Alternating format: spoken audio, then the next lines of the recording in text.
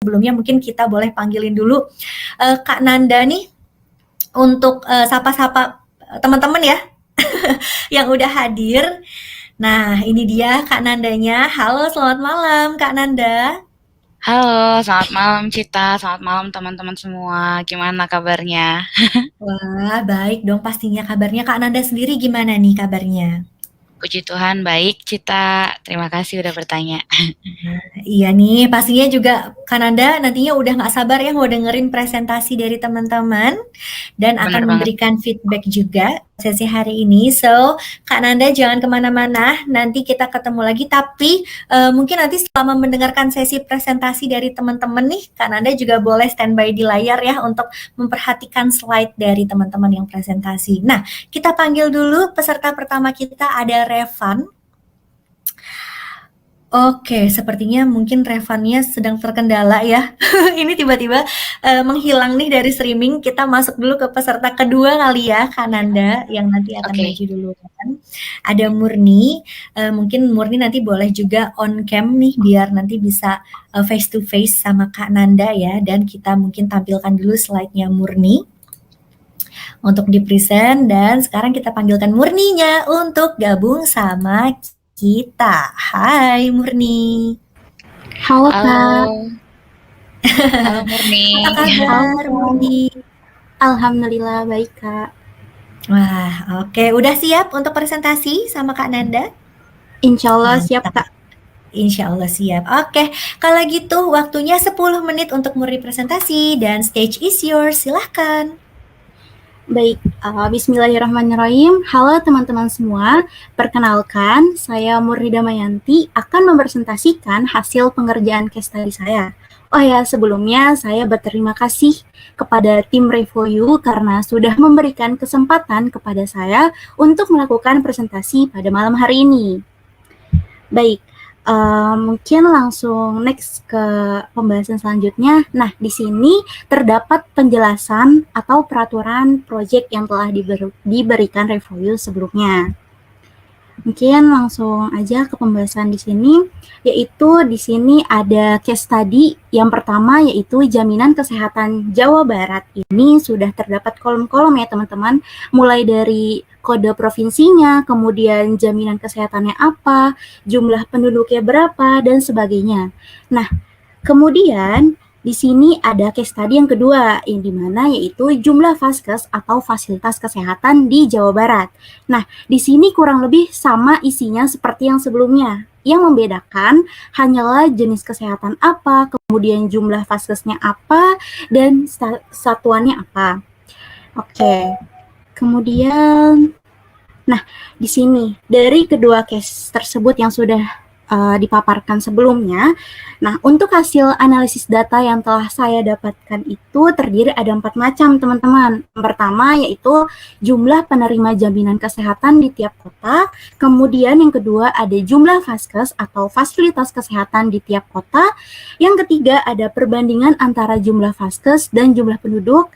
Yang keempat ada kriteria jaminan kesehatan penduduk. Nah, untuk yang nomor 5 ini merupakan dashboard jumlah vaskes atau fasilitas kesehatan dan jaminan kesehatan di Jawa Barat. Baik, untuk yang pertama di sini ada grafik penerima jaminan kesehatan tiap kota yang ada di Jawa Barat. Nah, di sini teman-teman bisa melihat untuk jumlah penerima jaminan kesehatan terbanyak itu ada di Kabupaten Bogor dengan jumlah penerima sekitar 3 juta jiwa. Kemudian di sini ada juga yang paling terendah dari penerima jaminan kesehatan, yaitu ada di Kota Banjar, sekitar 128.985 jiwa.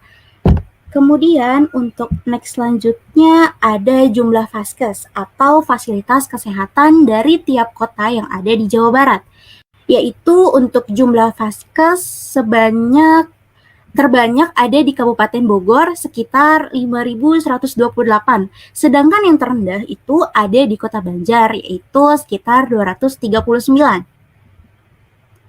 Oke, berikutnya di sini ada perbandingan antara jumlah vaskes atau fasilitas kesehatan dan jumlah penduduk. Di sini terdapat garis ya teman-teman, dan juga sebuah lingkaran kecil, yang dimana lingkaran ini setahu saya ini menandakan hasil dari perbandingannya. Nah, apabila lingkaran ini semakin jauh dari garis tersebut, maka hasilnya itu jumlah vaskes lebih kecil daripada jumlah penduduk. Begitupun sebaliknya, apabila lingkaran ini semakin dekat dengan garis, maka jumlah vaskes mencukupi atau dibilang cukup dari banyaknya jumlah penduduk.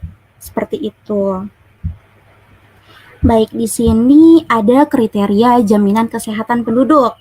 Nah, untuk jaminan kesehatannya itu ada 8 kriteria teman-teman. Yang pertama yaitu ada asuransi perusahaan, yang kedua asuransi swasta, yang ketiga bukan pekerja, keempat jam kesda, yang kelima pekerja bukan penerima upah, yang keenam pekerja penerima upah, yang ketujuh ada penerima bantuan iuran APBD, dan yang terakhir yang paling banyak juga yaitu ada penerima bantuan iuran APBN, yaitu sekitar 15 juta jiwa teman-teman.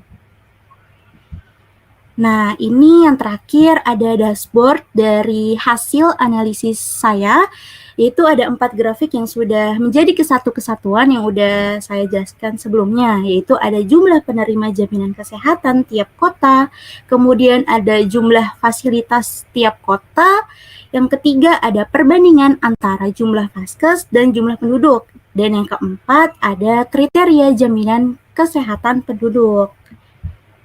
Baik, mungkin cukup sekian presentasi dari saya.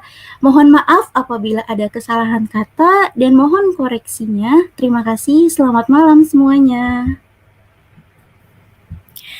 Terima kasih banyak Murni. Oke, kalau gitu sekarang saatnya Kak Nanda memberikan feedback. Silahkan Kak Nanda. Oke, thank you Murni untuk presentasinya. Ini keren banget. Paling pertama mau apresiasi dulu udah Kongres sudah nyelesain case study-nya dan udah bisa presentasi ke teman-teman semuanya juga di dalam mini course ini ya. Dan ini mau appreciate juga dari yang udah dibuat sama Murni tuh untuk pemilihan tipe chartnya udah proper, ketika ngebandingin antar kabupaten itu udah menggunakan bar chart yang vertikal, jadi kelihatan nih dan udah diurutkan juga, jadi kelihatan mana yang paling banyak dari segi jumlah penduduknya, jumlah vaskesnya, itu juga udah oke. Dan ketika ngebandingin antara jumlah vaskes dengan jumlah penduduk, itu juga pendekatan menggunakan scatter chart tuh juga sudah oke. Jadi itu udah dari pemilihan tipe chart itu juga udah bagus dan layouting di dalam dashboardnya juga udah oke. Nah, paling feedback dari aku Murni, pertama aku mungkin mulai dari decknya dulu, nanti berikutnya untuk yang dashboardnya. Kalau misalkan untuk yang decknya itu sebenarnya udah bagus nih secara tampilannya. Nah, tapi mungkin bisa berfokus ketika di screenshotnya itu untuk grafiknya aja ketika diambil gambarnya. Jadi mungkin kalau misalkan aku sendiri ketika aku ngelihat dari decknya tuh di layar jadi cukup kecil, jadi nggak bisa kelihatan jelas nih yang ditampilin ini apa, angkanya berapa gitu. Dan mungkin ketika dari masing-masing grafik yang ditampilin di dalam deck, dari Murni bisa tambahin kesimpulan insight-nya tuh apa sih yang mau di-highlight dari grafik ini. Misalkan boleh balik nggak ke yang pertama, yang untuk jumlah vaskes deh di masing-masing kabupatennya. Boleh di-back? Yang berikutnya. Nah, ini jumlah penerima jaminan kesehatan tiap kota. Nah, ini kan sebenarnya dari Murni udah kasih udah kasih title-nya. Jadi udah ngerti nih orang-orang ketika ngelihat konteksnya bahwa data ini merupakan data jaminan kesehatan untuk di kota-kota di dalam Jawa Barat. Nah, tapi bisa di-highlight, langsung aja dikasih tahu nih, misalkan let's say yang paling tinggi jumlah jaminan kesehatannya di Kabupaten Bogor. Nah, itu bisa langsung ditampilkan Kabupaten Bogor memiliki jaminan kesehatan paling banyak di Jawa Barat. Jadi ketika orang yang baca pun sudah tahu kesimpulannya apa, konteksnya apa gitu.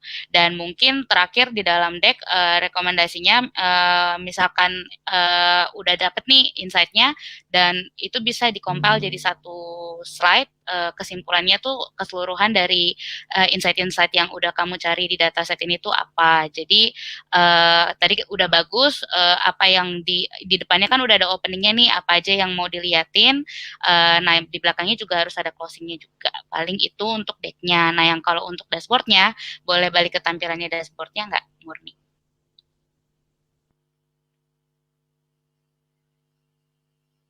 Nah, kalau di tampilan dashboard-nya, ini kan kebetulan kamu nggak ngelampirin link juga ya, jadi aku nggak bisa explore. Nah, tapi mungkin untuk kedepannya dan mungkin tips juga nih buat ke teman-teman ketika kita buat dashboard, kan kita mau bedanya dashboard dengan report biasa adalah dashboard ini merupakan interaktif report ya. Jadi ketika user atau orang nih yang ngelihat dashboard kita, dia bisa explore sendiri. Dia bisa coba atur nih, misalkan dia mau nge-highlight hanya satu kota atau kabupaten tertentu, atau dia hanya mau highlight untuk satu tipe jaminan kesehatan tertentu.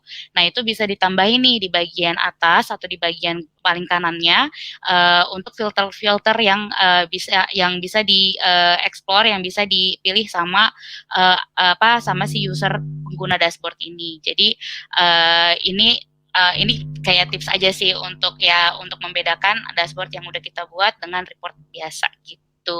Tapi overall apa yang udah dibuat sama Murni keren banget. Thank you ya Murni. Oke, thank you ya Kak atas komentarnya. Oke. Terima kasih banyak Murni. Nah, nanti setelah ini dari feedbacknya Kak Nanda, kalau misalnya mau jadi bahan perbaikan untuk hasil jawaban case study-nya Murni boleh, dan nanti kalau mau dipamerin jadi mini portofolionya Murni juga boleh ya. Oke, kalau gitu sekali lagi terima kasih banyak, dan setelah ini Murni bisa langsung bergabung sama teman-teman yang lain melalui link YouTube-nya. Dadah! Dadah Murni. Terima kasih ya Kak. Sama-sama. Oke, teman-teman, itu tadi peserta pertama kita, dan masih ada 2 peserta lagi yang juga sudah bergabung. Ini sudah ada Revan yang mempresentasikannya hasilnya juga ya. Sebentar kita coba panggilkan dulu Revannya nih untuk gabung sama kita. Halo Revan. Halo Kak. Oke, halo Revan. Gimana? Udah siap nih buat presentasi hasil case tadinya? Insya Allah siap Kak. Insya Allah siap. Oke, kalau gitu kurang lebih 10 menit ya. Boleh silahkan dimulai dari sekarang. Stage is yours. Baik, terima kasih. Assalamualaikum warahmatullahi wabarakatuh. Perkenalkan, saya Revan Ramadan, dan di sini saya akan mempresentasikan hasil case study yang saya kerjakan mengenai dashboard jaminan dan jumlah fasilitas kesehatan di Jawa Barat. Nah, di sini saya diinstruksikan bertindak sebagai data analis di pemerintahan Provinsi Jawa Barat, dan saya diminta untuk membuat dashboard jaminan kesehatan dan jumlah fasilitas kesehatan di Jawa Barat untuk mengevaluasi kondisi fasilitas kesehatan dan juga layanan setiap kabupaten kota di Jawa Barat. Nah, di sini terdapat 2 dataset yang disediakan, yaitu ada jumlah fasilitas kesehatan Jawa Barat dan juga jaminan kesehatan di Jawa Barat. Nah, di sini pertama-tama saya mengeksplor dan juga mempersiapkan datanya dulu untuk memastikan bahwa data yang tersedia itu berguna, bersih, dan juga siap untuk digunakan. Setelah itu saya melakukan analisis dan juga visualisasi untuk mendapatkan insight, di mana ini merupakan jumlah fasilitas kesehatan di Jawa Barat berdasarkan unit. Nah, di sini saya menggunakan bubble chart untuk melihat jenis fasilitas kesehatan mana sih yang paling dominan di Jawa Barat. Dan ternyata setelah saya dapatkan hasilnya, yaitu Posyandu merupakan jaminan kesehatan di Jawa Barat yang paling banyak, yaitu sekitar 52.744 unit. Nah, lalu ini adalah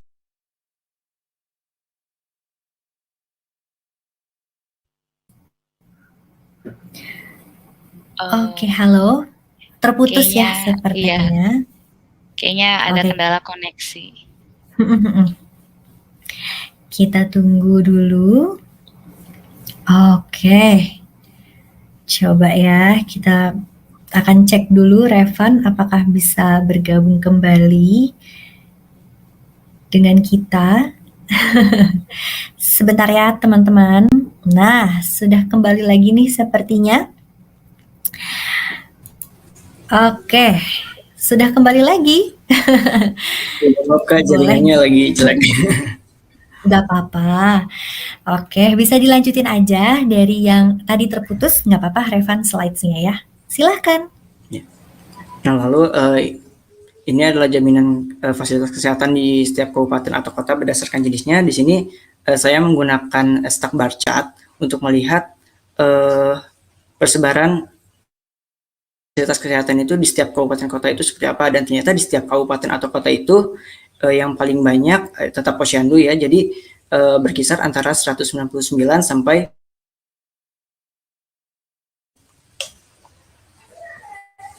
Nah, lalu ini adalah visualisasi mengenai jumlah fasilitas kesehatan berdasarkan kabupaten atau kota.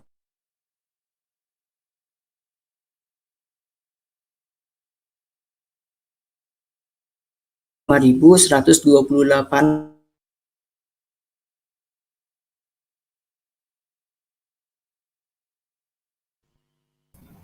Halo Revan. Wah, oke. Sepertinya terputus kembali.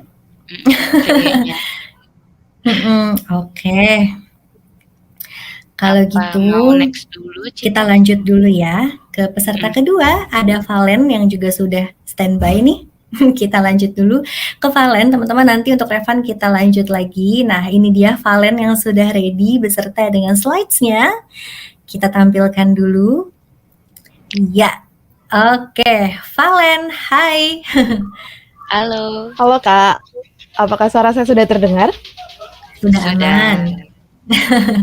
Oke, kalau gitu boleh 10 menit waktunya, bisa dimulai dari sekarang. Stage is yours. Oke, terima kasih Kak sebelumnya atas kesempatannya dan juga atas waktunya yang diberikan kepada saya. Mungkin di sini ada sedikit perbedaan dari cara presentasi saya dan juga kedua teman-teman yang sebelumnya. Jadi saya di sini langsung memposisikan diri saya sebagai salah satu dari pihak Provinsi Jawa Barat itu sendiri untuk mempresentasikan mengenai kondisi yang ada di fasilitas kesehatan di Jawa Barat. Oke. Jadi yang pertama, di sini dimulai dari healthcare facilities and insurance in Jawa Barat. Oke, nah jadi seperti halnya yang kita tahu semua teman-teman bahwa kesehatan itu merupakan salah satu aspek terpenting dalam kehidupan manusia, dan juga oleh karena itu maka jumlah dari healthcare facilities atau fasilitas kesehatan itu sangat penting untuk menunjang kesehatan dari manusia itu sendiri. Nah, khususnya itu juga dapat menjadi perhatian bagi pemerintah agar dapat menerapkan mengenai kebijakan-kebijakan serta fasilitas kesehatan yang baik bagi setiap provinsinya ataupun setiap lokasi-lokasi di daerahnya. Jadi di sini saya mulai dari data distribusi populasi di Jawa Barat. Jadi di sini data ini berguna untuk memberikan teman-teman mengenai gambaran tentang seperti apa sih distribusi populasi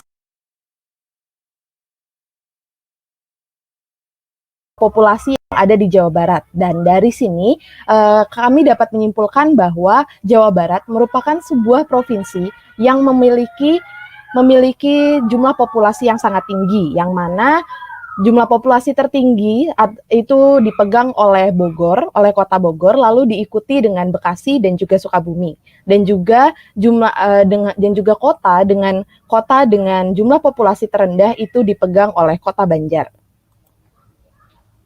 Selanjutnya, lalu dengan jumlah penduduk yang sekian banyak, bagaimana sih tentang distribusi fasilitas kesehatan yang ada di Jawa Barat itu sendiri? Nah, untungnya di Jawa Barat sendiri, jumlah fasilitas kesehatan yang banyak itu tuh sudah mendukung jumlah penduduk yang banyak, yang mana berdasarkan dari data WHO pada tahun 2023, untuk setiap satu fasilitas kesehatan itu setidaknya dapat dibangun untuk setiap 10.000 populasi. Jadi dari jumlahnya di sini, jumlah fasilitas kesehatan per daerah yang ada di Jawa Barat secara umum sudah memenuhi kriteria yang diterapkan oleh WHO. Lalu selanjutnya, di sini adalah mengenai healthcare facilities, atau dari sini khususnya adalah tentang jenis-jenis fasilitas kesehatan yang tersebar di seluruh Jawa Barat secara keseluruhan. Yang mana di sini terdapat gap atau terdapat kesenjangan yang cukup tinggi antara jumlah-jumlah fasilitas kesehatan yang tersedia di Jawa Barat. Yang mana di sini jumlah fasilitas kesehatan tertinggi yang dimiliki oleh Provinsi Jawa Barat adalah pada Posyandu. Yang mana seperti halnya kita tahu, Posyandu itu umumnya diperuntukkan untuk anak-anak di bawah umur, khususnya untuk anak-anak di bawah 5 tahun. Dan dari sini kita bisa menarik sebuah pertanyaan bahwa apakah akan cukup jumlah fasilitas kesehatan untuk keseluruh jumlah umur di Jawa Barat selain untuk anak-anak, apabila jumlah fasilitas kesehatan yang ada sekarang di Jawa Barat itu masih terpusat pada Posyandu saja dan masih kurang diimbangi dengan fasilitas-fasilitas kesehatan yang lainnya. Oke, selanjutnya mungkin ini adalah data yang terakhir yang bisa saya sampaikan, yaitu mengenai jaminan kesehatan atau healthcare insurance. Yang mana dari data ini dapat diketahui bahwa sebagian besar populasi masyarakat di Jawa Barat itu memiliki jaminan kesehatan berupa BPJS Kesehatan. Dan dari sana itu mereka berfokus pada BPJS Kesehatan, merupakan sebagian besar adalah pengguna BPJS Kesehatan, namun belum ada masyarakat dari data tersebut yang mempunyai akses atau mempunyai asuransi kesehatan dari asuransi perusahaan maupun asuransi dari pihak swasta. Jadi masih terlalu berfokus pada BPJS Kesehatan, lalu diikuti dengan BPJS, dari sini adalah BPJS BPJS Prakerja gitu. Jadi masih fokusnya lebih ke arah fasilitas kesehatan atau asuransi kesehatan yang disediakan oleh pemerintah. Oke, dari data-data yang telah saya sediakan, maka dapat diketahui bahwa Provinsi Jawa Barat sendiri itu telah memiliki jumlah fasilitas kesehatan yang sangat tinggi, mengimbangi dengan tingginya jumlah penduduk yang ada di Provinsi Jawa Barat. Namun, pemerintah dari Jawa Barat sendiri perlu untuk mengevaluasi lebih lanjut mengenai distribusi dari fasilitas kesehatan yang ada di Jawa Barat, dan juga mengevaluasi lebih jauh mengenai asuransi kesehatan yang terdapat ataupun yang dimiliki oleh masyarakatnya, sehingga semuanya dapat terdistribusi dengan baik. Oke, mungkin sekian dari saya, kurang lebihnya mohon maaf. Terima kasih. Oke, silahkan Kak Nanda untuk feedbacknya. Oke, mau tepuk tangan dulu, keren banget pembawaannya Valen, dari cara ceritain dari isi yang udah kamu dapetin, kesimpulannya itu lancar banget dari awal sampai akhir. Dan yang aku suka dari di kamu adalah kamu udah berikan konteksnya nih, pembukaannya kamu udah kasih tahu dulu kenapa kita penting melakukan analisa ini. Ini memang penting banget ya buat seorang data analis untuk kasih konteks kenapa goal ini untuk apa, tujuannya, dan why is it important. Jadi itu pertama yang perlu diapresiasi ya. Dan yang kedua, dari setiap slide kamu udah berfokus langsung ke insight yang udah mau kamu tampilin, masing-masing udah ada penjelasannya, terus udah ada visualisasi datanya juga untuk prove the point, itu juga udah bagus banget. Dan yang terakhir, kamu udah memberikan kesimpulan sekaligus jatuhnya jadi memberikan kayak call of action, memberikan pertanyaan apakah ini udah cukup nih dari sisi Vaskes, dari sisi jaminan kesehatan yang disediakan sama pemerintah ini apakah sudah cukup atau tidak. Dan ini ini kayak beneran proper full flow dari sebagai seorang data analis menceritakan hasil insight-nya mereka ke stakeholders. Jadi it's good job. Keren banget deh Valen. Paling minor banget yang feedback dari aku, pertama untuk chartnya sih, dari chartnya pemilihannya udah tepat, Tapi mungkin sedikit tambahan, chartnya itu bisa di-sort by value dulu, Valen. Jadi kalau misalkan ketika mau melihat urutan nih, kan kamu udah mau menunjukkan, sebenarnya kamu udah menyebutkan siapa kota atau kabupaten mana yang punya fasilitas kesehatan yang paling banyak. Tapi urutannya tuh masih scatter, belum dari yang rendah ke tinggi atau tinggi ke rendah, tergantung topiknya apa. Nah, karena kebetulan kamu nge-highlight dari yang paling tinggi, nah itu mungkin bisa di-sort dulu nih dari yang tinggi ke rendah. Jadi langsung ketika user ngelihat decknya kamu, itu dia udah langsung ngelihat yang paling atas itu adalah kota apa sebelum kamu mention. Jadi kita sebagai pendengar pun sudah tahu konteks dari slide kamu tuh apa. Dan kedua, mungkin fokus ke bisa diperbaikin di labelingnya. Mungkin boleh balik nggak yang ke urutan yang sebelumnya deh, yang apa? Nah, ini contohnya yang untuk fasilitas jaminan kesehatan yang diberikan sama pemerintah ya. Nah, ini kalau misalkan nggak kamu sebutin tadi jaminan kesehatan apa yang paling tinggi, ketika user yang baca deck kamu tuh nggak bisa tahu apa, karena labelingnya ke hide. Nah, itu mungkin bisa juga sebagai tips buat kamu dan teman-teman semua, ketika kita nampilin chart, kita harus memberikan legend atau label yang jelas dari chart tersebut, agar informasi yang mau disampaikan itu benar-benar clear gitu.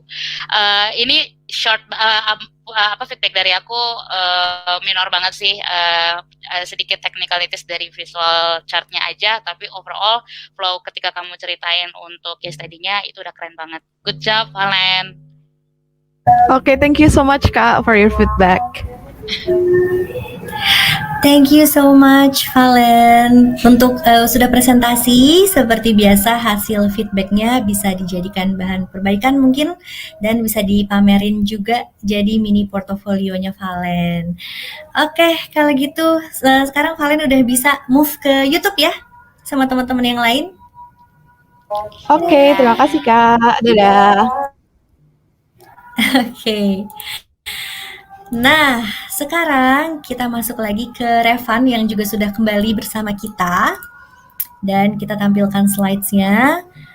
Dan mungkin Revan bisa melanjutkan atau mengulang nih Kak Nanda dari ini awalnya. Boleh dimulai dari insight yang pertama nggak, Revan? Soalnya tadi ketika kamu ceritain juga itu sempat putus-putus ya, nggak ketampil, terus ke skip. Oke, baiklah. Oke, kalau gitu boleh nanti langsung mulai sesinya. Yes. Ya, baik. Silahkan.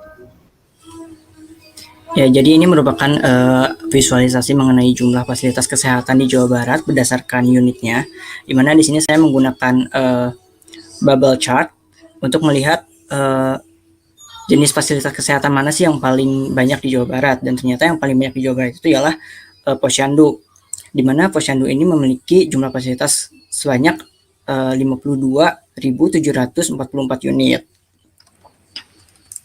Nah, lalu ini adalah visualisasi mengenai jumlah fasilitas kesehatan di Jawa Barat berdasarkan kabupaten atau kotanya. Dan di sini saya menggunakan stack bar chart, di mana di sini saya melihat sebaran per kotanya itu bagaimana sih gitu. Ternyata Posyandu memang yang paling banyak gitu. Dan ini juga berhubungan dengan banyaknya balita di setiap kabupaten atau kota, yaitu sekitar 199 sampai 4.927 unit. Nah, lalu ini adalah visualisasi mengenai jumlah fasilitas kesehatan berdasarkan kabupaten atau kota, di mana Kabupaten Bogor ini memiliki jumlah fasilitas kesehatan yang paling tinggi atau paling banyak, yaitu sekitar 5.128 unit, dan yang paling rendah adalah Kota Banjar. Nah, lalu ini adalah visualisasi mengenai penerima jaminan kesehatan di Jawa Barat berdasarkan jenisnya. Di sini saya juga menggunakan bubble chart kembali untuk melihat jenis jaminan kesehatan mana yang paling banyak. Dan ternyata yang paling banyak itu ialah penerima bantuan iuran APBN, lalu disusul oleh pekerja penerima upah, lalu pekerja bukan penerima upah. Nah, dan ini adalah jumlah penerima jaminan kesehatan di setiap kabupaten atau kota berdasarkan jenisnya. Ini juga sama menggunakan stack bar chart. Di sini bisa terlihat bahwa semakin kuning berarti itu adalah penerima bantuan iuran APBN, sedangkan semakin hijau itu adalah asuransi perusahaan. Ini menunjukkan bahwa asuransi perusahaan itu sangat sedikit jumlahnya gitu. Sedangkan penerima APBN itu kemungkinan besar didapatkan dari BPJS Kesehatan. Nah, dan ini adalah jumlah penerima jaminan kesehatan berdasarkan kabupaten atau kota, di mana yang paling tinggi adalah tetap di Kabupaten Bogor, yaitu sebanyak 3.517.032 jiwa sebagai penerima jaminan kesehatan. Dan ini adalah dashboard yang saya buat dan sudah saya tampilkan juga di tabel publik. Nah, untuk kesimpulannya yaitu Posyandu adalah jenis fasilitas kesehatan yang paling banyak di Jawa Barat, sedangkan Kabupaten Bogor adalah kabupaten dengan jumlah fasilitas kesehatan tertinggi di Jawa Barat, sekaligus memiliki jumlah penerima jaminan kesehatan di Jawa Barat, yaitu sekitar 3.517.032 jiwa, yang artinya bahwa tingginya jumlah fasilitas kesehatan di Jawa Barat itu sangat berbanding lurus dengan jumlah penerima jaminan kesehatannya. Nah, lalu penerima bantuan iuran APBN adalah yang tertinggi di Jawa Barat, di mana itu mencapai sekitar 15.363.537 jiwa atau sekitar 43,4% dari total masyarakat penerima jaminan kesehatan di Jawa Barat. Sekian yang dapat saya sampaikan. Terima kasih. Oke, terima kasih banyak Revan. Dan untuk feedbacknya silahkan Kananda. Iya, oke, thank you Revan udah mengerjakan case study-nya, untuk overall juga udah oke, udah keren. Nah, paling beberapa feedback Revan dari aku boleh ditampilin lagi nggak slide show-nya, si deck-nya ini? Ya.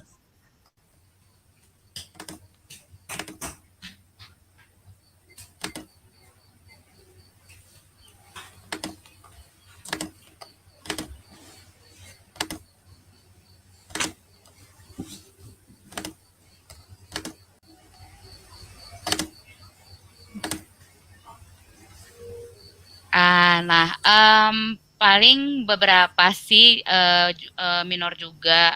Ini good ya, kamu udah kasih di dalam slide-nya pun juga udah kasih kesimpulan, kasih insight apa sih yang mau kamu highlight dari grafik yang udah kamu atau graf yang udah kamu tampilin.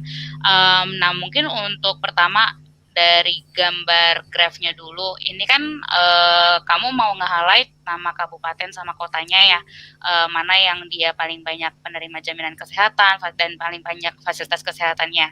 Nah, itu paling pertama bisa di reconsider untuk menggunakan vertical bar chart kalau misalkan seperti ini, karena kalau misalkan user ngebaca kan nggak mungkin kayak memiringkan kepala ya untuk ngeliatin ini mana sih Kabupaten Bogor kah atau apa untuk ngeliat namanya. Nah, kalau misalkan si nama kabupatennya ini dijadikan di dalam sumbu Y-nya, itu kan jadi lebih mudah untuk dibaca. Nah, itu mungkin yang pertama. Terus paling aku mau confirm yang kedua, ketika kamu memilih warna, boleh di next nggak? Nah, iya yang ini, yang bubble chart. Nah, ketika kamu milih warna ini, apakah gradasi warnanya itu merepresentasikan volume jumlah jumlah penerima jaminan kesehatannya atau by kategorisasinya aja? Ini juga merepresentasikan jumlah itunya, Kak. Jumlah jaminan, penerima jaminan. Berarti kalau semakin kuning dia semakin besar ya, Iya. Revan? Nah Betul, itu mungkin ketika memilih warna untuk merepresentasikan semakin warna apa dia semakin besar atau semakin kecil, bisa ini sebenarnya juga tergantung gimana kamu ngejelasinnya. Tapi kalau misalkan nggak dijelasin, orang pasti refleks langsung lihat, oh warna hijau tuh pasti adalah yang jumlahnya tuh paling besar. Nah, tapi kalau di sini kan kebalikannya ya. Nah, itu mungkin dalam pemilihan warna, gradasi warna untuk mengindikasikan apakah semakin hijau semakin besar atau semakin kuning dia semakin besar, itu bisa dijadikan pertimbangan ketika kamu membuat visualisasi. Tapi overall ini sudah oke, kamu udah memberikan langsung insight-nya, dan di belakangnya pun sudah ada kesimpulannya apa sih yang kamu dapetin dari datasetnya gitu. Dan di dalam dashboard-nya pun juga sudah oke. Kalau nggak salah boleh balik ke dalam dashboard-nya nggak? Ke tampilan dashboard. Nah, ini juga kamu udah kasih gambaran konteks nih di dalam dashboard-nya, datanya itu ada apa aja, ada jaminan kesehatan, ada fasilitas kesehatan, secara overall volume datanya itu, value datanya totalannya ada berapa, itu juga kamu berikan di dalam dashboard. Jadi itu it's good. Jadi ketika orang ngebaca jadi tahu secara keseluruhan datanya itu ada sebanyak apa. Dan mungkin sama seperti sama seperti Murni tadi, ini agar membedakan dengan report biasa, agar ini bisa menjadi lebih interaktif, bisa ditambahkan nih filter-filter, misalkan contoh filter untuk nama kabupaten atau nama kota atau nama jaminan kesehatan atau nama fasilitas kesehatan, yang jadi dari user ketika kamu ngebuka dashboard ini tuh dia jadi bisa nge-explore sendiri. Nah, itu mungkin kalau misalkan kamu mau update dan menggunakan ini untuk sebagai foto dan kamu share, itu bisa dijadikan pertimbangan sih. Paling, tapi overall udah oke, udah keren. Thank you udah nyelesain case tadinya, Revan. Ya, makasih banyak Kak atas feedbacknya. Yeay, terima kasih banyak Revan. Dan seperti biasa juga setelah ini dari feedbacknya Kak Nanda, boleh jadi bahan perbaikan dan boleh dipamerin nanti jadi mini portofolionya Revan. Nah, setelah ini Revan bisa bergabung sama teman-teman lainnya di YouTube ya. Dadah! Ya, makasih Kak. Oke. Nah, gimana tadi teman-teman dan juga Kak Nanda nih sudah memberikan feedback ya buat teman-teman yang sudah maju nih presentasi, dan mungkin kita pengen minta juga dong dari Kak Nanda overall feedback nih secara umum gitu, kalau mau membuat case study gitu ya, jawaban case study dan lain-lain penyusunannya. Nah, silahkan Kak, ada tips-tips atau seperti apa sih? Oke, paling dari aku feedbacknya untuk ke teman-teman semua yang udah ngerjain case tadi ini, pertama keren banget semuanya ya, dan yang udah tadi tampil juga tuh yang juga salah satu yang keren-keren yang udah mengumpulkan case tadi. Nah, tapi mungkin ketika kita nih teman-teman menempatkan diri sebagai data analis untuk mengerjakan sebuah dataset, kita bisa nih bisa menyiapkan deck-nya itu mengikuti data storytelling yang mau kita sampaikan. Seperti yang contoh ditampilkan dari Valen tadi, kita udah memberikan konteksnya, goal dari analisa kita apa, terus abis itu dari insight-insight-nya apa, kesimpulannya apa, lalu rekomendasi atau call for action-nya apa. Itu secara overall itu yang baru dinamakan ketika kita menempatkan sebagai case study. Tapi beda cerita kalau misalkan kita mau menjadikan ini sebagai portofolio ya teman-teman. Kalau mau sebagai portofolio kan kita juga mau showcase nih kita menggunakan tools apa, datasetnya apa. Nah, itu mungkin bisa ditambahkan di 2 slide terakhir kalau misalkan untuk di-share. Tapi ketika kita mau pitching atau kita mau mau showcase ini ke let's say nanti teman-teman udah landing pekerjaan sebagai data analis, nah kita mau menyampaikan insight kita kepada user. Nah, itu sebenarnya mostly user atau apalagi tim bisnis nih, mereka nggak peduli nih teknikal kita ngerjain itu mau menggunakan tools apa, datasetnya seperti apa, itu mereka nggak terlalu merhatiin. Yang mereka paling highlight, yang mereka paling pentingnya di dalam decknya itu adalah apa sih yang bisa kita ketahui dari data, dari analisa yang udah kita kerjakan, dan rekomendasi apa atau pandangan apa nih dari tim data yang bisa diberikan kepada tim bisnis, nah atau tim stakeholders yang kita presentasikan. Ya, itu mungkin bisa jadi consideration item buat teman-teman. Tapi dan yang kedua, mungkin ketika membuat case study teman-teman ketika menganalisa data atau visualisasi, itu bisa memperhatikan tadi tipe-tipe chartnya. Pastikan kalau misalkan kita mau meng-highlight sesuatu, labelingnya itu sudah terbaca, terus pemilihan warnanya sudah oke, kontrasnya juga secara gradasi sudah mengindikasikan sudah sesuai dengan apa yang mau kita tampilkan. Misalkan memang mau mengindikasikan semakin baik semakin baik atau semakin besar, itu kita bisa menggunakan tipe-tipe warna hijau. Kalau misalkan semakin buruk dia merah, atau kalau misalkan kita hanya mau meng-highlight satu tipe kategori tertentu, nah tipe kategori itu bisa diberikan warna yang lebih kontras, yang lain bisa diberikan warna abu-abu. Jadi ketika user melihat visualisasi kita, dia langsung tertuju nih, karena kan secara psikologi manusia ketika melihat deck itu pasti apa nih yang paling kontras, apa sih yang paling menonjol dari dari slide tersebut, itu yang mau kita jadikan sebagai membantu, itu bisa membantu kita ketika kita mau showkan sesuatu ke user. Dan psikologi kedua, kalau misalkan ngeliat slide itu biasanya mereka kan ngeliatnya dari atas ke bawah. Nah, alangkah lebih baik kalau misalkan dari atas tuh teman-teman udah ceritain dulu nih data ini tuh tentang apa, grafik ini tuh tentang apa, ya tentang jaminan kesehatan. Contoh yang kemarin tadi kan dari Murni udah ada title-nya. Nah, itu kan jelas nih, jadi ketika orang ngebaca jadi tahu ini grafiknya tentang data apa. Nah, tapi bisa ditambahkan juga data tentang apa ini, itu kenapa datanya. Nah, itu jadi diupdate, dan itu bisa ditempatkan di bagian paling atas. Dan paling terakhir tadi kan soal deck. Nah, ini tentang dashboard yang tadi yang aku udah sempat mention ke beberapa teman yang udah showcase hasil case tadinya di hari ini. Ya, kalau misalkan memang membedakan dashboard kita dengan report biasa, itu bukan hanya dari tipe chartnya atau dari visualisasinya, tapi juga interaktifnya nih teman-teman. Kita mau dari user tuh juga bisa explore sendiri, coba-coba mengenerate insight baru dari report dashboard yang udah kita buat. Nah, itu bisa lebih baik kalau misalkan ada tanggal di dalam datanya, tapi kan kebetulan di dataset ini nggak ada tanggal, tapi let's say ada tanggal. Nah, itu bisa diberikan filter tanggal nih, jadi mereka bisa ngelihat periode gimana sih kondisi ketika periode waktu yang berbeda di bulan ini, di bulan depan, atau di minggu ini atau di minggu depan. Atau misalkan yang kebetulan untuk di dataset kita ada banyak nih yang sama kan, kebetulan baik dari jaminan kesehatan atau fasilitas kesehatan itu ada kabupaten dan kotanya ya. Nah, itu mungkin bisa diberikan filter. Jadi ketika mereka spesifik hanya mau melihat satu kota tertentu, let's say kota Bogor, mereka bisa langsung lihat perbandingan jumlah penduduknya, jaminan kesehatannya, fasilitas kesehatannya di dalam satu tampilan dashboard yang sama. Jadi terlihat nih perbedaannya antara report biasa dengan dashboard.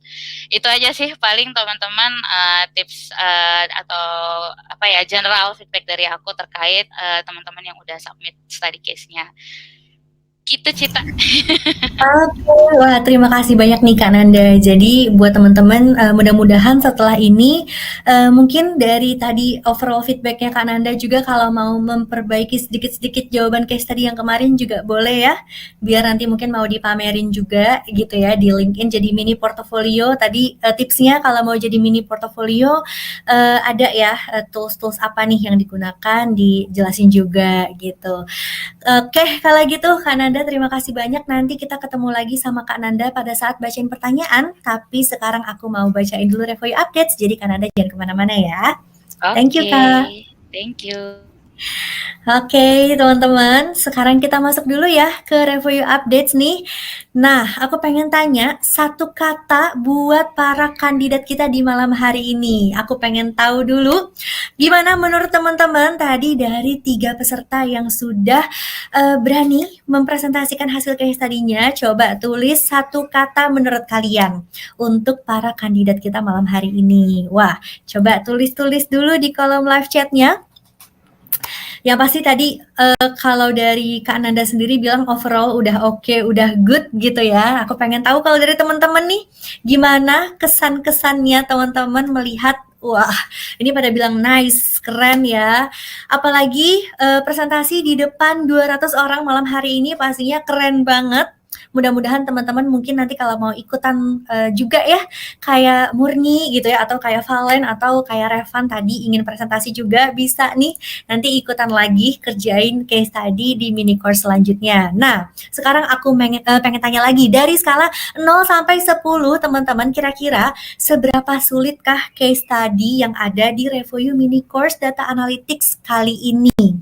Yang udah sempat kerjain atau yang belum sempat ngerjain karena bingung, mungkin juga boleh kasih skalanya ya, seberapa sulit sih case study-nya menurut teman-teman. Nah, coba ditulis-tulis juga di kolom live chat-nya.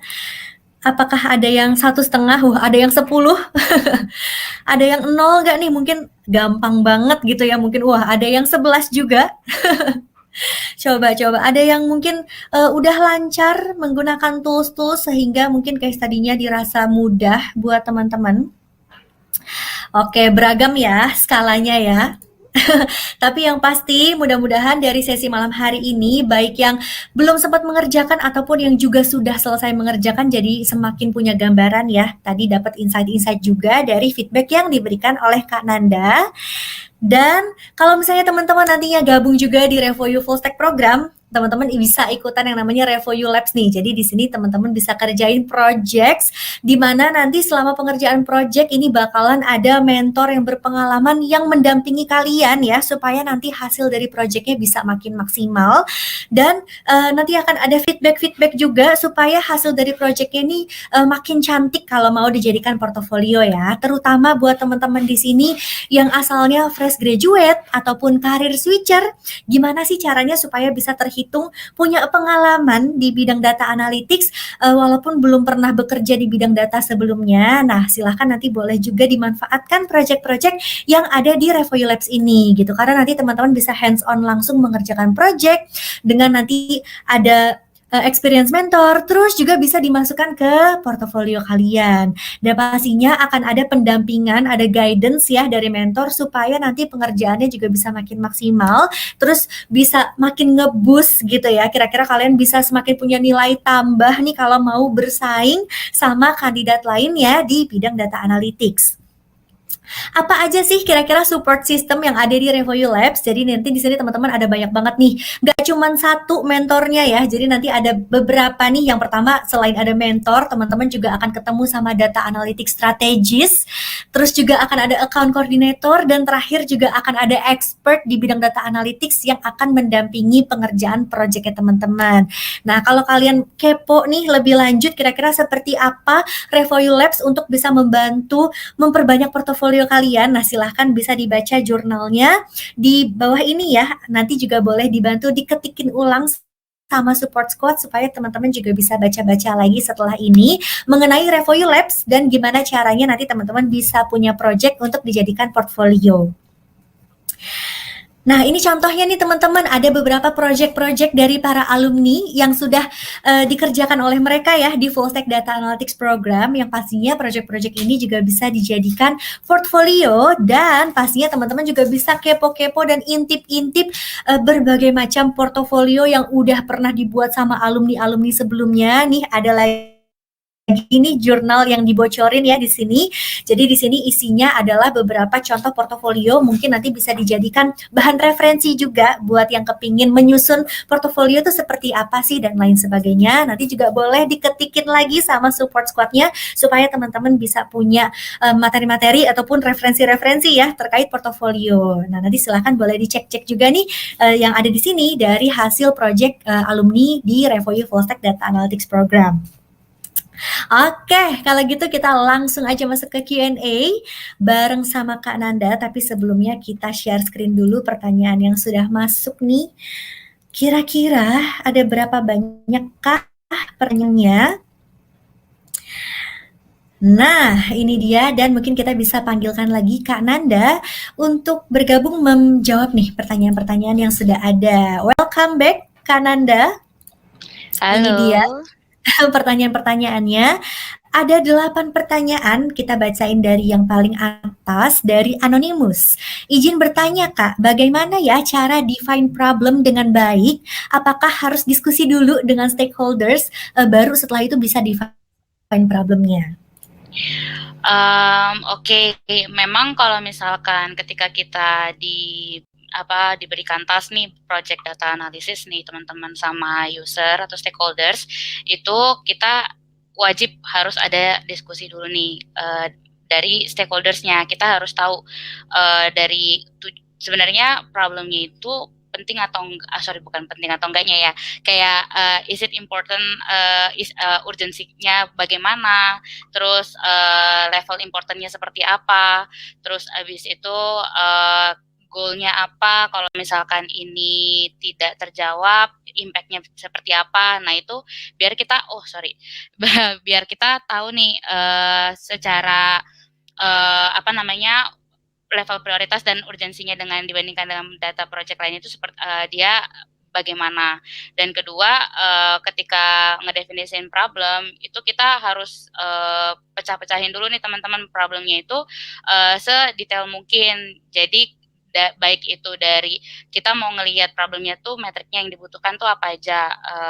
Let's say problemnya tentang behavior konsumen, berarti di dalam aplikasi kita. Nah itu apakah ngelihat dari engagement time-nya, session time-nya, mereka tuh yang mereka mau ukur dan relate sama kepentingannya mereka, seperti KPI-nya mereka atau OKR-nya mereka itu apa. Jadi biar ketika kita menganalisa itu sudah scope-nya tuh jelas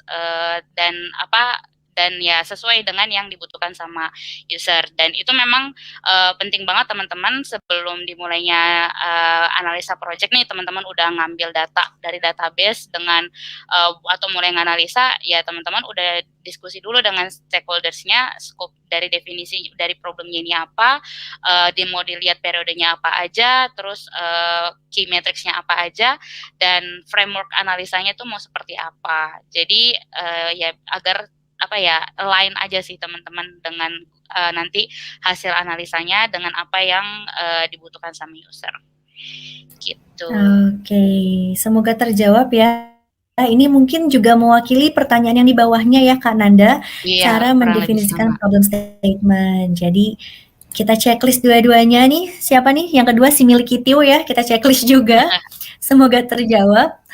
Next, dari Anonymous lagi, ketika presentasi bolehkah kita paparkan hipotesanya agar kita mengetahui apakah hipotesis kita terjawab atau tidak, Kak?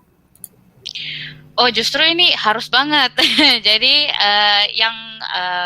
dari pengalaman aku ya teman-teman, semisal kita melakukan analisa untuk nge-proof hipotesa ya, nah itu emang harus dikasih tahu dulu konteksnya tuh apa, hipotesanya bagaimana, terus kita bisa kasih indikator nih parameternya, kita bisa bilang ini ditolak atau diterima tuh parameternya apa? Apakah ngelihat dari perbandingan before after-nya atau melihat dari parameter-parameter lain sesuai dengan hipotesanya yang dibuat. Nah, itu memang harus ditaruh paling depan.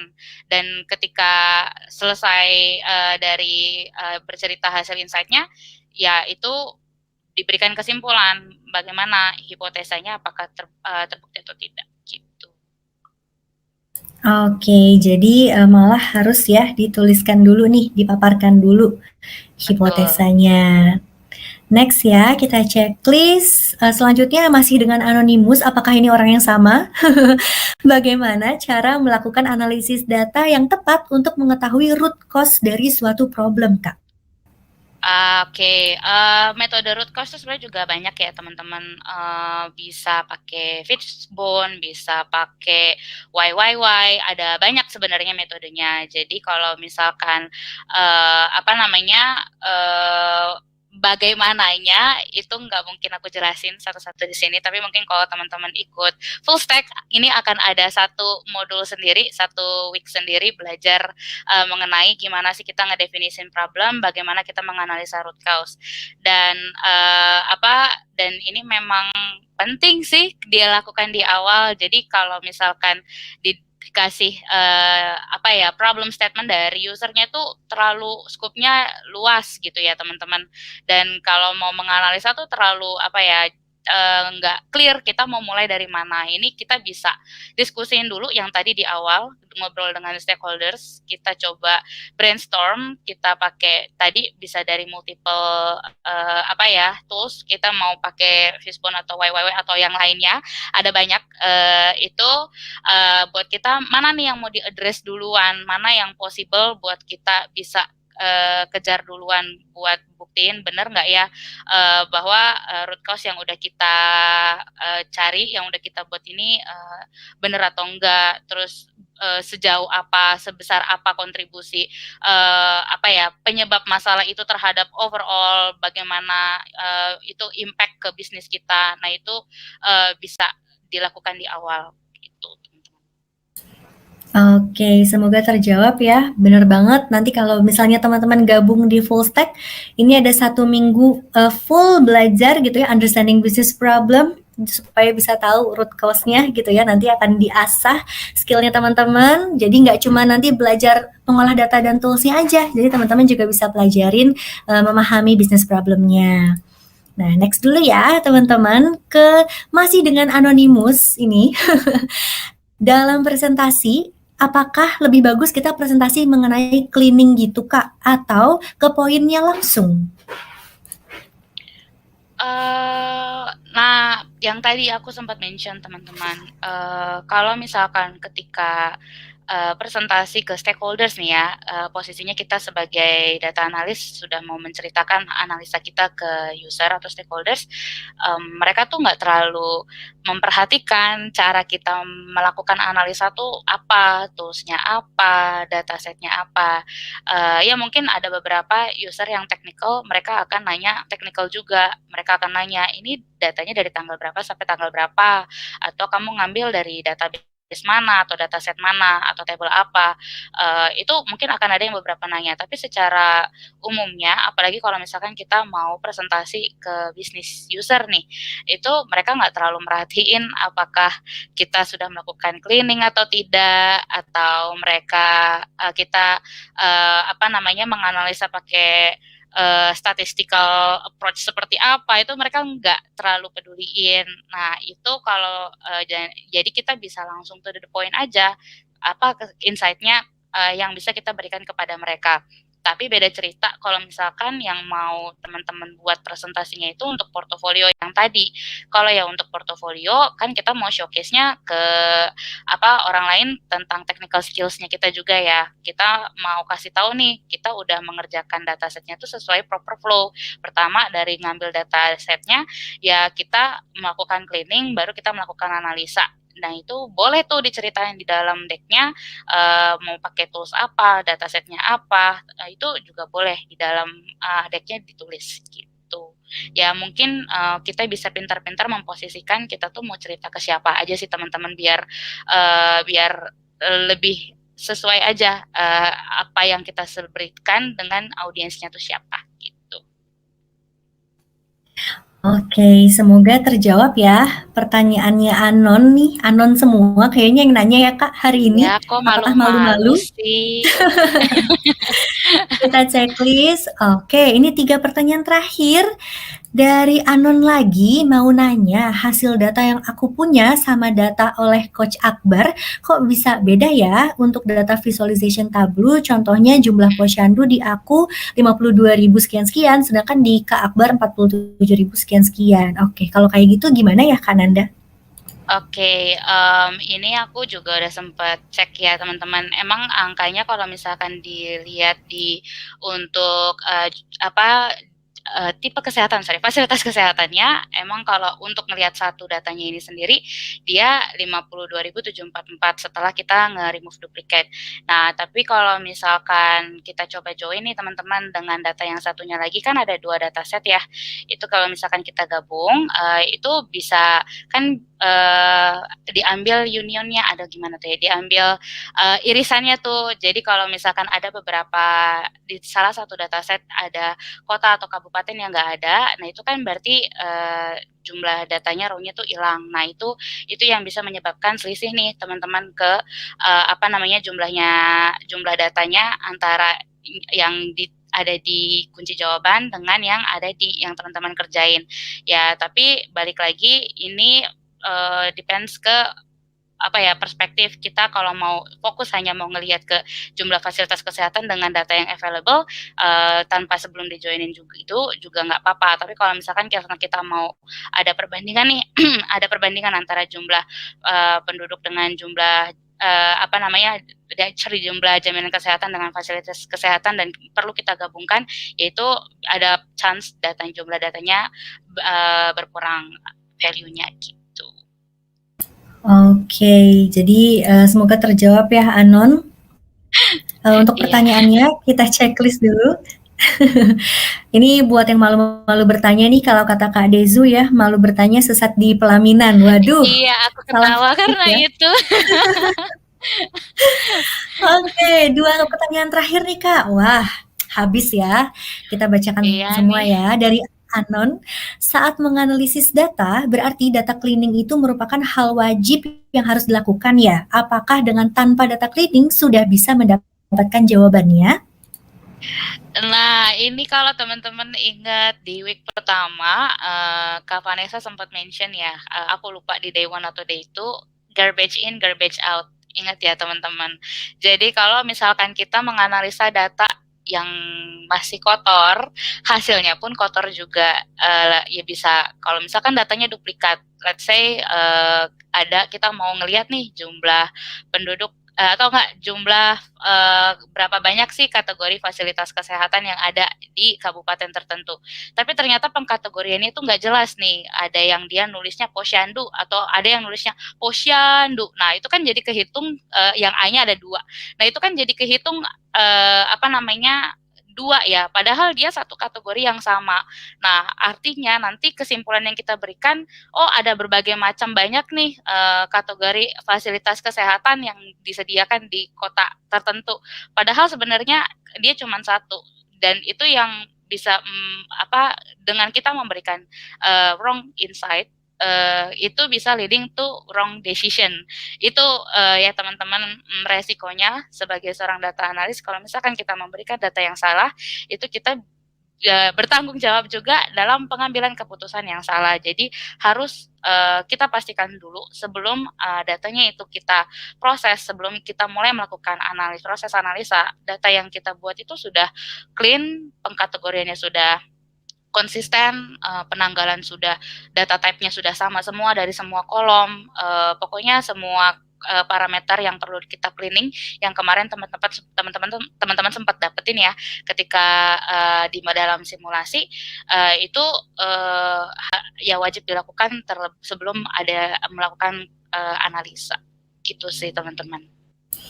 Oke, jadi perlu untuk melakukan cleaning ya teman-teman, biar nanti nggak ada garbage yang in supaya hasilnya juga bukan garbage gitu ya. Oke, checklist ya, sudah terjawab nih. Last question dari Lucy, akhirnya ada namanya. Lucy, ini bertanya nih Kak Nanda, kalau ikutan mini course lagi yang berikutnya, apakah case study-nya akan tetap sama atau berbeda ya? Lalu dataset apakah hanya bisa nyari di SQL aja Kak?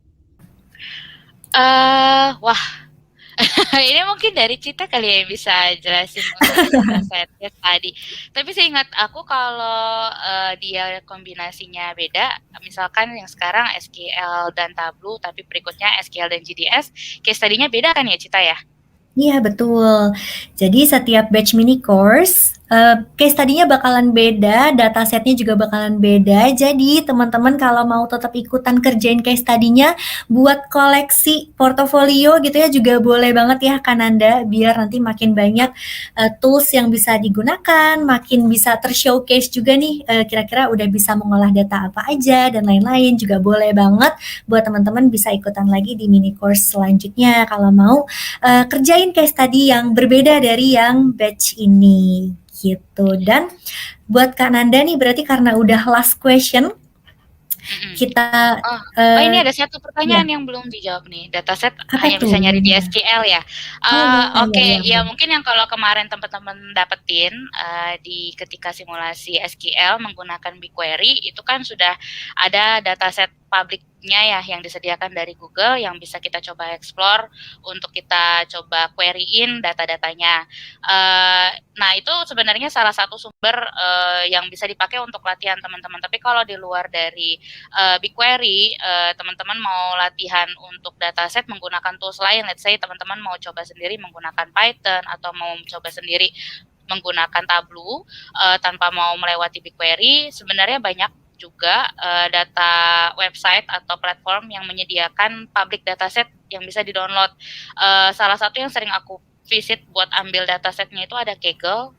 Ini kemarin juga sempat banget di-mention di Discord ya, ada yang beberapa nanya di mana sih kita mau ngambil free dataset, itu bisa di Kaggle salah satunya, atau di kalau misalkan teman-teman cukup cari nih keyword di internet atau di Google free public dataset for data analytics portfolio, itu nanti dia akan langsung banyak nih teman-teman website-website yang menyediakan dataset gratis gitu. Itu tapi untuk latihan only ya. Jadi mungkin kalau mau dipakai untuk let's say data COVID, nah itu perlu dicek dulu nih validitas datanya. Jadi itu hanya untuk practice purpose only gitu. Wah, oke. Berarti untuk public dataset juga teman-teman bisa punya tadi salah satunya selain SQL bisa cari di Kaggle dan lain-lain untuk latihan. So teman-teman bisa mengolah atau bisa praktis gitu ya dari mungkin materi-materi yang udah diajarin nih selama mini course, terus udah ngerjain case tadi tapi kepingin latihan lagi lebih banyak juga boleh menggunakan public datasetnya gitu. Nah, oke, Kak Nanda, karena itu tadi adalah last question. Mungkin sebelum kita menutup sesi hari ini, aku kepengen minta tips-tips lagi dari Kak Nanda buat teman-teman yang mungkin baru pertama kali kenalan sama tools di bidang data analytics, tapi kepingin berkarir di bidang data analytics. Ada pesan-pesan apa nih dari Kak Nanda? Paling tips dari aku tetap latihan aja teman-teman. Salah satu latihan yang udah teman-teman lakukan yaitu dengan mengerjakan case study ini. Jadi so congrats ya. Dan tapi untuk di dunia data analytics itu kan memang perubahannya cepat ya, dan kalau mau latihan tools tuh memang kalau mau bisa cepat menguasai tools itu nggak ada cara lain selain praktis. Nah jadi boleh nih teman-teman kalau mau praktis lebih banyak lagi bisa ikutan mini course berikutnya, bisa coba pakai dataset yang baru, tools yang baru, dan bisa perdalam lagi nih ketika menyusun insight-insight-nya, deck-nya itu bisa lebih rapi lagi. Itu boleh nih teman-teman buat dicoba, atau kalau misalkan teman-teman mau nyobain yang lebih wow-nya, dataset yang lebih menantang, atau ya case study yang lebih menantang tuh boleh banget tuh teman-teman join ke full stack-nya ya. Gitu sih, paling dari aku, Cita. Oke, wah terima kasih banyak Kak Nanda untuk sesi hari ini, pastinya sangat bermanfaat dan sangat insightful. Mudah-mudahan Kak Nanda sehat-sehat terus ya, supaya kita bisa ketemu lagi di lain kesempatan. Oke, Amin, Cita juga ya, dan teman-teman. teman-teman semua. Jangan lupa say thank you semua ke Kak Nanda dan say bye-bye. Dan dadah Kak Nanda, sampai jumpa lagi. Dadah, bye-bye. Oke teman-teman, gimana sesinya? Seru banget ya, nggak berasa nih udah hampir 1,5 jam kita bersama-sama di sesi hari ini. Mudah-mudahan buat teman-teman yang mengerjakan ataupun belum sempat mengerjakan case study jadi udah punya gambaran, dan kalau mau ngerjain lagi case study lainnya di mini course ini juga boleh banget. Dan seperti biasa teman-teman, aku mau mengingatkan besok kita akan ketemu lagi di sesi yang gak kalah seru, karena kita akan ketemu sama salah satu expert industry leaders yang akan sharing-sharing nih gimana sih implementasi data analytics di bisnis perusahaan tempat ia bekerja gitu ya, pastinya seru banget. Jadi teman-teman udah tahu nanti gambaran medan perang nih kalau mau bekerja di bidang data analytics, masuk ke industri yang seperti apa dan kira-kira apa aja gitu ya tantangannya, challenge serta gimana cara menghadapi tantangan di dunia pekerjaan. Jangan lupa hadir di sesi besok. Oke, kalau gitu teman-teman untuk sesi hari ini aku cukupkan aja. Terima kasih banyak yang sudah hadir. Mudah-mudahan kalian sehat-sehat semuanya dan semangat terus supaya kita bisa ketemu lagi ya di sesi besok. Dan sampai jumpa semuanya. Selamat malam. Dadah.